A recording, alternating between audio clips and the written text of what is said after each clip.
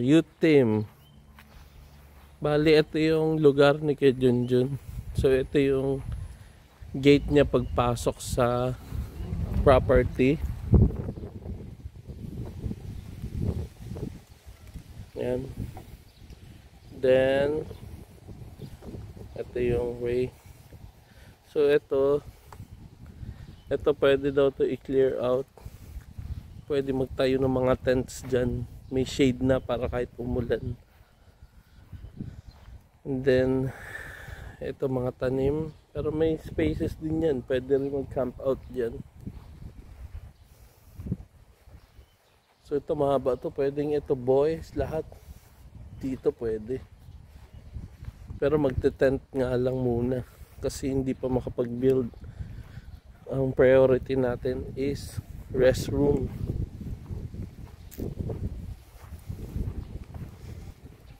So, ito na yun. Mahaba to. Siguro mga ilang square meters yan. Actually, kasya na yata yung lahat ng campers dito. Pero pwede boys lang. May isa pa tayo dun for girls. So, itong empty space na to, pwede activity area. Pwede ring pitchan ng tents. Ito yata garage yan. So, hindi ko alam kung pwede gamitin yan.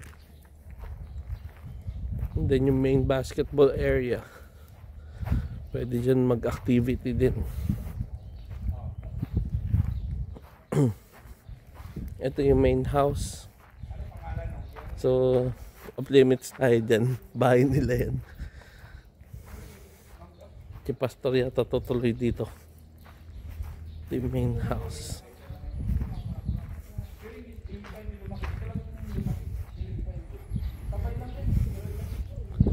Sa taas may kubo, pero hindi ko alam kung ilan yung capacity na kaya niyan. Baka bumagsak, pero pwede natin hanapan ng purpose.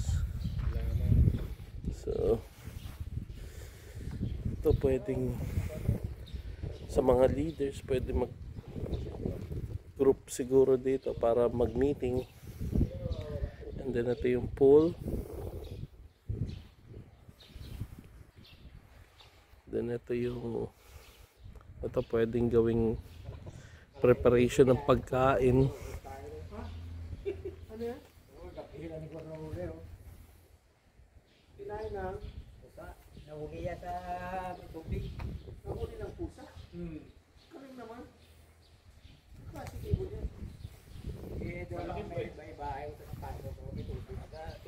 So ito yan. Tapos so far ngayon merong restroom dito, dalawa, male and female. Then mini kitchen.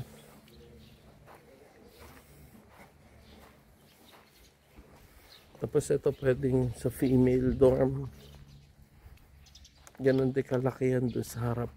Kung ano yung span sa harap. And then probably tatayo ng CR somewhere dito sa area na yan. And hopefully makapagtayo din ng CR sa kabila para sa guys. So eto part pa rin ng property, pero hindi ko lang alam kung advisable na gamitin.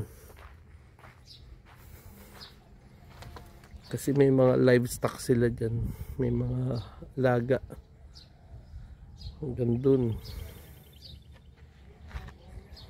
So, sa sessions, pwede daw gamitin tong church na to.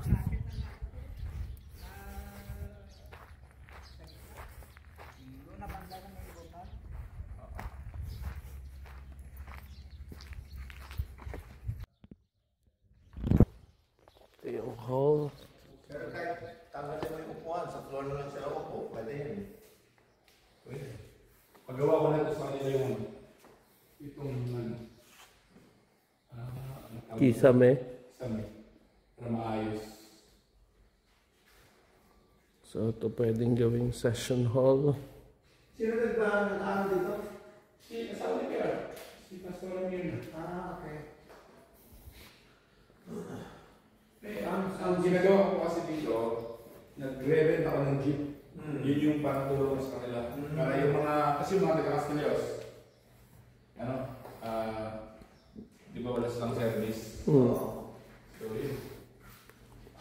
Ayos lang ang niniwala din. Oo nga eh. Monitor nila. Monitor ba yan? Ano yung nila? Sound system nila? Yan lang. Yan lang po. Yan lang.